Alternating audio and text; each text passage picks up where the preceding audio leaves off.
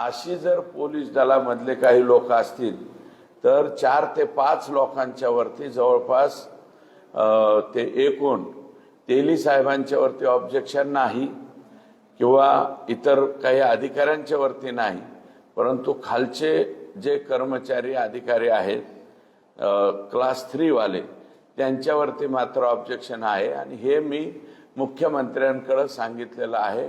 मुख्यमंत्री महोदय म्हणले डिटेल, कारण त्याचं विनाकारण कोणावरती ऑब्जेक्शन असं नको, तर त्याचे डिटेल काढून घेऊन हे तिकडे जाणार आहे।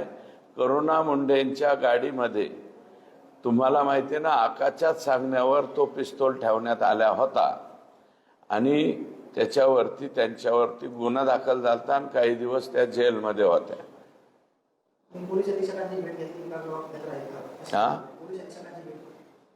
आज नाही, मी आज SP साहेब जे आहेत ते क्राईम मीटिंगला जालन्याला गेलेले आहे। फक्त ॲडिशनल SP ज्यांच्याकडे त्याच्यानंतर त्यांचा भाग आहे तर त्यांना भेटणार आहे। आणि आज लेखी स्वरूपामध्ये पोलीस दलामध्ये सुद्धा बिंदू नामावलीप्रमाणे अधिकारी कर्मचारी आहेत का हे सुद्धा पत्र मी आज त्या ठिकाणी त्यांना देणार आहे। आणि जर नसेल बिंदू नामावलीप्रमाणे तर त्याची अंमलबजावणी करावी लागेल।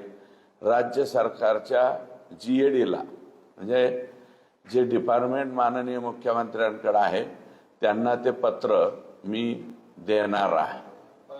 जिल्ह्यामध्ये बघितलं तर महसूल असेल, जिल्हा परिषद असेल, त्याचबरोबर पोलीस प्रशासन या सर्वच ठिकाणी जर बघितलं तर काही विशिष्ट जातीचे अधिकारी आहेत अशा पद्धतीने बोललं जातं। नक्की काय तुम्ही जात हा शब्द वापरू नका, विशिष्ट प्रवर्गाचे विशिष्ट